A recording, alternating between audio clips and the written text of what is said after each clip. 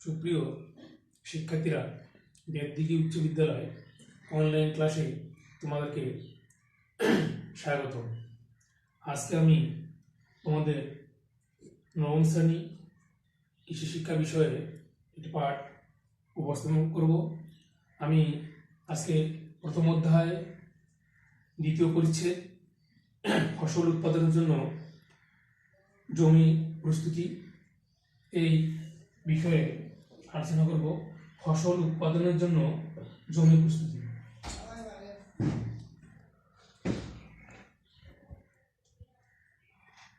ফসল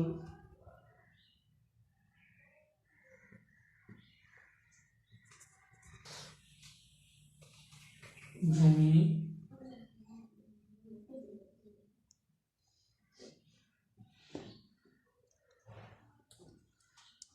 ফসল উৎপাদনের জন্য জমি প্রস্তুতি।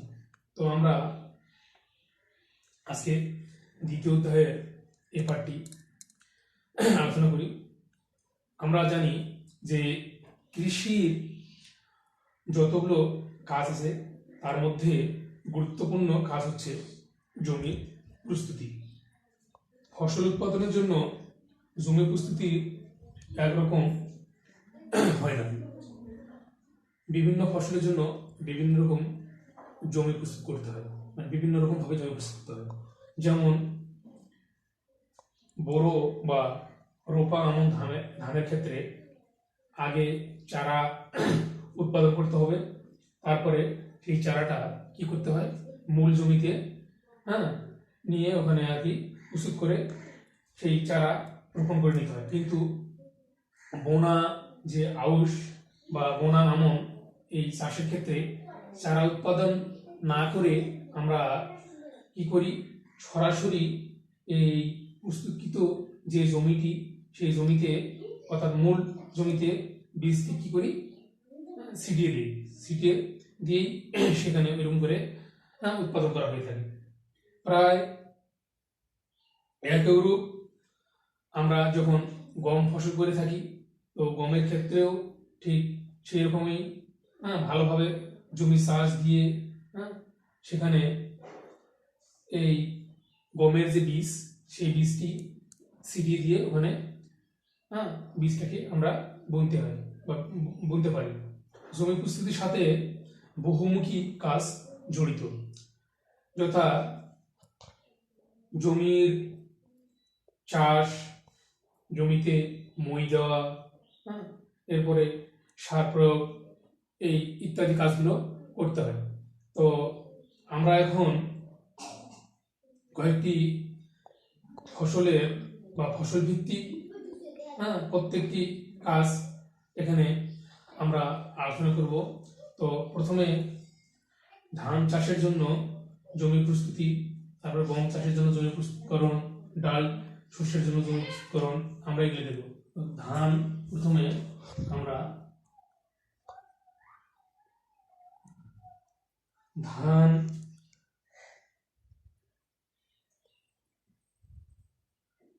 চাষের জন্য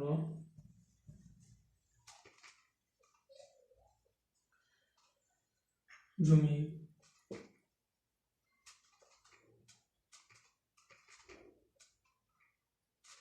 প্রস্তুতি। তো ধান চাষের জন্য জমি প্রস্তুতি আমরা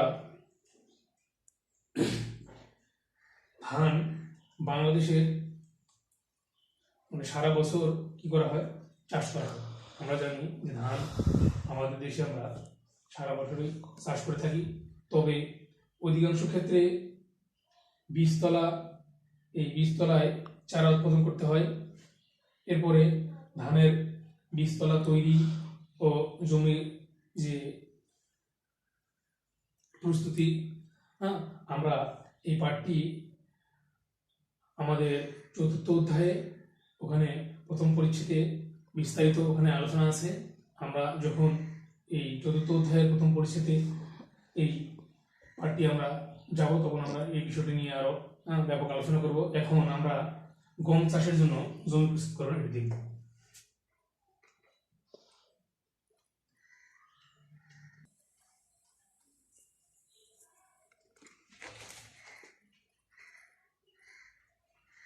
গম চাষের জন্য জমি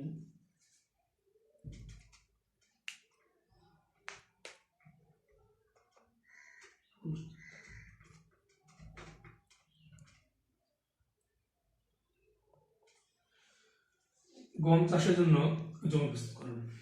তো গম হচ্ছে রবি শস্য, অর্থাৎ রবি মৌসুমে গমের চাষবাস করা হয়ে থাকে। বর্ষা মৌসুম শেষ হওয়ার পর মধ্য কার্তিক থেকে মধ্য অগ্রহায়ণ এই সময় পর্যন্ত গম চাষের উপযুক্ত সময়। তো মাটিতে যখন কন্ডিশন অবস্থা চলে আসবে, সেই অবস্থা দেখে জমিতে হাল চাষ বা লাঙ্গল চালনা করা হয়ে থাকে। গমের মাটি ঝুরঝুরো করে প্রস্তুত করা প্রয়োজন। এই জন্য জমিতে 3 থেকে 4টি আড়াআড়ি কি করতে হয়, জমি চাষ দিতে হয়। এরপরে বার করে ওখানে মই দিয়ে মাটিটাকে ঝুরঝুরে করে নিতে হয়। জমিতে যাতে কোনো বড় ঢেলা না থাকে সেদিকে লক্ষ্য রাখতে হবে। গমের জন্য দোআঁশ বা বেলে দোআঁশ এই মাটি উপযুক্ত। এই মাটিতে সহজেই ঝুরঝুরে অবস্থায় আনা যায়। এই জন্য আমরা এই জমি চাষের জন্য পাওয়ার টিলারের সাথে যে রোটোভেটর আছে, এই রোটোভেটর সংযোগ করে জমি চাষ দিলে কি হয়, মাটি ভালোভাবে এখানে চাষ হয় এবং একই সাথে মই দেওয়ার যে কাজটি সেটি হয়ে যায়। তো ঝুরঝুরা মাটি গমের অঙ্কুরোদ্গমের জন্য খুবই উপযোগী, অর্থাৎ গমের বীজ সহজে বা তাড়াতাড়ি কি হয়, অঙ্কুরোদ্গম হয়। তো আমরা এই গম চাষের জন্য জমি যে প্রস্তুতকরণ, এই পার্টটি শেষে আমরা এখন দেখব ডাল শস্যের জন্য জমি প্রস্তুত।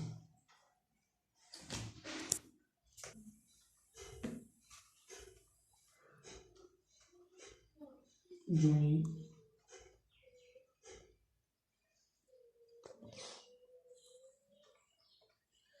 ডাল জাতীয় শস্যের জন্য জমি প্রস্তুত। আমরা আমাদের দেশে ডাল জাতীয় শস্যের জন্য জমি যে চাষ, সেই চাষটা, অর্থাৎ বাংলাদেশে ডাল জাতীয় শস্যের জন্য জমি চাষ করা হয় না। তবে মসুর ডালের জন্য জমিতে 2-1টি চাষ দেওয়া হয়। বর্ষা মৌসুম শেষে, অর্থাৎ আশ্বিন থেকে কার্তিক এই সময় যখন নদীর চর বা নিচু এলাকা হতে পানি সরে যায়, তখন এই নরম যে পলিমাটি, এই পলিমাটিতে বিনা চাষে, অর্থাৎ চাষবাস ছাড়াই, মানে কোনো চাষ ছাড়াই বীজ বপন করা হয়। চাষ দেওয়া সম্ভব হলে 2-1টি চাষ দেওয়া হয়। চাষের পর অতীত যে জমিতে আবার অনেক সময় রোপা বা বোনা আমন, এই আমনের জমিতে কি করা হয়, ফসল থাকা অবস্থায়, সেই ফসল থাকা অবস্থায় ডালের বীজ, মানে ডালের যে বীজটা, সেটাকে কি করা হয়, সেই ফসল থাকা অবস্থায় জমিতে ছিটিয়ে দেওয়া হয়। এরপরে আমরা দেখব আলু চাষের জন্য জমি প্রস্তুতি।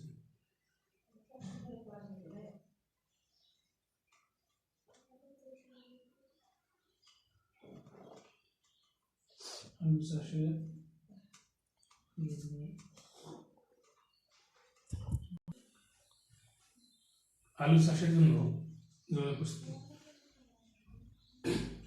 নিচু এলাকায় বর্ষার পানি নেমে গেলে বা উঁচু এলাকায় আশ্বিন মাস থেকে এই, অর্থাৎ আশ্বিন মাস এই সময় আলু চাষের জন্য জমি প্রস্তুতির কাজটাকে শুরু করা হয়। সাধারণত দোআঁশ বা বেলে দোআঁশ এই মাটিতে আলু চাষ করা হয়। তবে এই মাটি কি করা হয়, চাষ করা মোটামুটি সহজ হয়। তা দোআঁশ বেলে দোআঁশ মাটিতে আলুর উৎপাদনটাও অনেক ভালো হয়। আলুর বীজ 5 থেকে 6 বার, আলুর যে অর্থাৎ আলু চাষের জন্য যে জমিটি, সেই জমিতে 5 থেকে 6 বার চাষ বা বার কয়েক মই দিয়ে মাটি ভালোভাবে ঝুরঝুরে করে নিতে হয়। নেওয়ার পরে এরকম করে জমি প্রস্তুত করা হয়। আজকাল পাওয়ার টিলারের দ্বারা চাষ করা হয় বলে সেখানে চাষের সংখ্যা একটু কম দিলে হয়, অর্থাৎ 3 থেকে 4টে চাষ বাড়াড়ি মই দিয়ে মাটি ঝুরঝুরে করা হয় এবং সমান করে সেখানে কি করা হয়, আলুর বীজ লাগানো হয়। এরপরে আলু বীজ লাগানোর জন্য নালা তৈরি বা সার প্রয়োগ পদ্ধতি, এ ধাপে আমরা জমি ভালোভাবে চাষ বা মই দেওয়ার পর জমি সমান করে বীজ বপনের জন্য জমি এক মাথা থেকে আর এক মাথা পর্যন্ত নালা করতে হবে। প্রত্যেকটি নালা প্রায় 10 থেকে 12 সেন্টিমিটার এইরকম দূরত্বে গভীর করতে হবে। একটি নালা থেকে আর একটি নালার যে দূরত্ব, এই নালার দূরত্ব হবে 60 সেন্টিমিটার। এরপরে নালার মধ্যে 15 সেন্টিমিটার এইরকম দূরত্বে কি করতে হবে, আলুর বীজ বুনে দিতে হয়। এই আলু চাষে সার প্রয়োগ পদ্ধতি আমরা পরবর্তী অধ্যায়ে পরবর্তী ক্লাসে আলোচনা করব। আজ এই পর্যন্তই। তোমরা সকলে থাকো, ভালো থাকো, সকলে নিরাপদ থাকো। সকলকে ধন্যবাদ।